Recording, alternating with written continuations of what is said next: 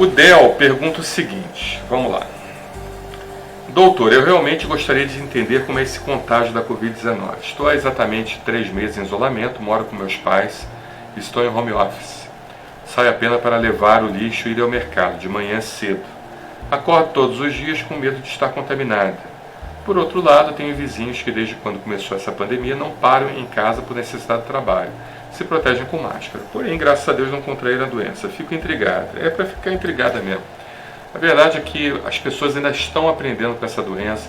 A própria Organização Mundial de Saúde deu 2 mancadas importantes. Primeiro, disse que não havia necessidade de utilizar a máscara. Foi a primeira mancada que a OMS, a grande OMS, importantíssima OMS, ligada à Organização das Nações Unidas, disse: não precisa usar máscara porque o vírus, ele de certa forma, ele é propagado por gotículas de alto peso molecular e consequentemente aquilo acaba não passando, só se você estiver muito próximo, tiver um contato íntimo e tal, aí você pega. Então ninguém utilizou máscara. Se no início todos tivessem utilizado máscara, certamente essa pandemia não tomaria essas proporções adequadas. Hoje realmente todos usam, muitos médicos replicaram essa questão da máscara, inclusive eu fui um deles, né, porque tudo isso foi baseado em publicações de organizações que de certa forma teriam uma certa chancela, uma certa credibilidade, mas eles voltaram atrás, não, agora todo mundo tem que usar máscara. Então essa é a primeira questão. A segunda questão é a questão do uso da hidroxicloroquina, né? Porque eles se basearam no estudo da revista Lancet. A revista Lancet é uma revista de renome internacional, muito conhecida, é New England Journal of Medicine e a Lancet, são as 2 principais revistas médicas da área de medicina, que tem bastante credibilidade. Então, eles se basearam na revista Lancet para dizer que não valia a pena o uso da hidroxicloroquina, só que primeiro mostrou que houve fraude durante o fornecimento das informações para a Lancet.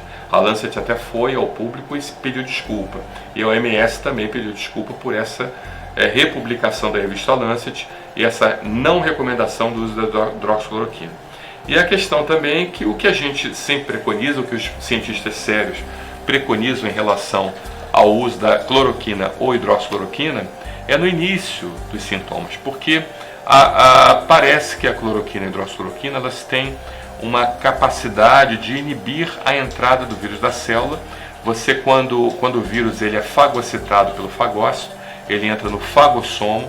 Esse fagossomo ele passa então para o lisossomo, e do lisossomo então você tem todo o início do processo de produção da replicação viral dentro da célula. Então, a hidroxicloroquina ela tem a capacidade, teoricamente, isso já é relatado inclusive em vários livros de medicina. Eu peguei um livro Harrison do meu pai, que meu pai é médico, né? Mas é aqueles médicos antigos, formados na Faculdade Nacional de Medicina e tal. Então eu peguei um livro Harrison dele, antigo, estava lá escrito hidroxicloroquina, forma de ação, possível forma de ação. Isso já é relatado já há décadas, né? Então ela tem justamente a capacidade de evitar com que o vírus ele passe do fagossomo para o lisossomo, ou às vezes até não ser fagocitado, às vezes até não entrar por meio de fagocitose. Mas a partir do momento que ele é fagocitado, então existe essa suposta, possível, provável ação da cloroquina e hidroxicloroquina dentro do fagossomo, evitando com que ele passe por lisossomo, que é uma organela também intracelular da célula, e não passando por lisossomo, então não tem o início, então, todo o processo de produção proteica com a replicação viral. Ok? Então foram 2 mancadas da OMS, realmente a gente fica muito confuso, os médicos ficam confusos, vocês ficam confusos, né? A gente não sabe muito bem o que fazer. É realmente o uso da máscara, a minha opinião pessoal, essa é a minha opinião pessoal. Eu, de certa forma, acreditaria, desde o início dessa pandemia, que todos utilizassem máscara, ok? E evitassem essa maneira restrita, extremamente restrita de circulação. Eu acho que a restrição ela é importante, seletiva. Os pacientes de grupos de risco poderiam ser alocados em hotéis, em pousadas, em lugares realmente que tivessem um controle bastante rígido, onde os funcionários fossem muito testados, intensivamente testados, desse Covid-19, né? E esses pacientes pudessem ficar nesses locais separados de pessoas economicamente ativas que precisariam continuar rodando a roda da economia mundial, né? E de certa forma obrigar a todos a usar máscara sem exceção e evitar realmente algumas aglomerações, né? ou todas as aglomerações, por assim dizer, né? Realmente evitar teatro, cinema, evitar aglomerações em lugares públicos, né? E fazer com que a economia continuasse pelo menos parcialmente girando, para que nós não entrássemos numa depressão como nós estamos entrando, como a economia mundial está entrando. Então, a minha posição pessoal é essa, até porque a crise econômica ela pode levar a guerras, ela pode levar a conflitos, ela pode levar a convulsões regionais ou globais, e essas convulsões regionais, globais, guerras, conflitos e tudo que tem de ruim, que a sociedade conhece, pode matar muito mais gente do que a própria transmissão do Covid-19. Né? Então, a minha opinião pessoal é essa, não como médico somente, mas como um cidadão, como uma pessoa que pensa. Né? Ok? Mas você disse que mora com seus pais, realmente eles são do grupo de risco, né? Acredito que sejam idosos. O idoso realmente ele tem uma chance maior de complicar, dado o Covid-19, até porque a imunidade do idoso é a imunidade mais adquirida do que a inata. Tudo leva a crer que hoje nós sabemos que a imunidade que mais nos defende do Covid-19 é aquela imunidade que a gente nasce com ela, é a chamada imunidade inata, é o que os estudos científicos estão demonstrando. Por isso, quanto mais novinha a criança, maior a quantidade de imunidade inata, aquela imunidade que você nasce com ela, e menor a quantidade de imunidade adquirida. Então, quanto mais ativa for sua imunidade inata, menos chance você vai ter de complicar do Covid-19 com uma viremia grande, com uma quantidade muito grande do vírus, porque você vai conseguir debelar o vírus na primeira fase de defesa do sistema imunológico, que é a chamada imunidade inata. Tá? Então, vai se envelhecendo, vai se ficando mais velha, meia-idade, idoso, aí você já começa então a ter as complicações do Covid-19, porque a sua imunidade inata não é muito desenvolvida, mas a imunidade adquirida é mais, ou seja, você tem mais anticorpos, você tem mais células de memória, mas ao mesmo tempo aquela imunidade que fagocita, que engloba o vírus, aquela imunidade que a gente nasce com ela não é tão ativa quanto uma criança. Então, realmente, os idosos são do grupo de risco porque eles têm mais a imunidade adquirida do que a imunidade inata, ok? Você falou que acorda todos os dias com medo de estar contaminada. Realmente, a gente precisa ficar com esse medo, mas é importante você entender que existe uma coisa chamada viremia. Então, se você utilizar máscara constantemente em casa e na rua, e se chegando à rua você pega a sua roupa, coloque dentro de um saco preto, ou um saco qualquer, seja lá o que for, vá direto para o banho, você tome bastante banho, passe bastante sabão no rosto, tá? Aqui nas narinas, no rosto, passe um pouquinho de soro fisiológico, não vai fazer mal. Um enxaguantezinho bucal com clorexidina também não faz mal, apesar de pintar um pouco os dentes, deixa o dentezinho um pouquinho amarelado, né?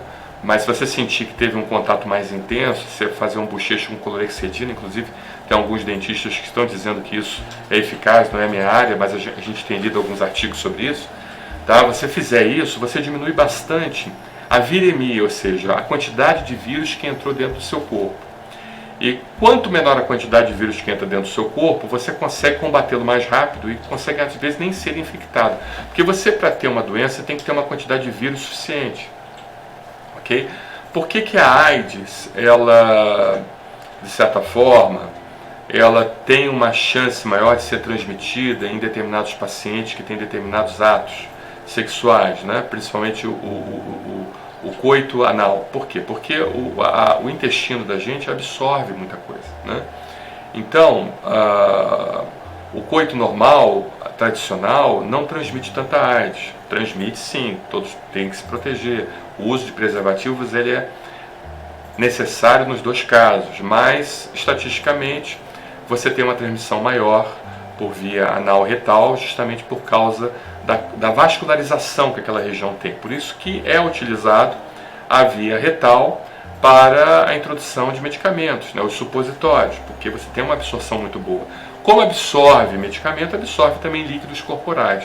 Então, um paciente com AIDS que tem um tipo de relação, ele vai transmitir com muito mais facilidade se for pela outra relação. Não que a outra relação seja 100% livre de não contaminação. Isso é uma inverdade, tá?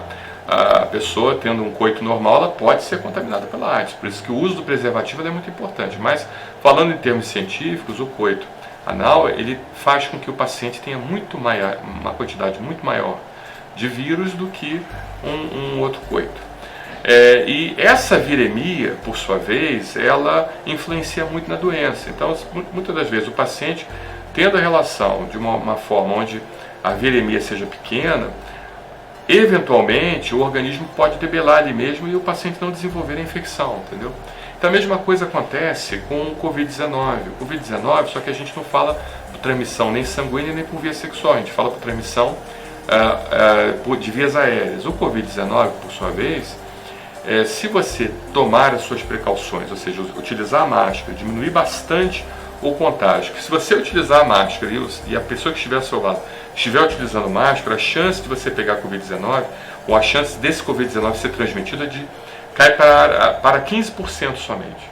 Ou seja, você tem uma diminuição de 85%.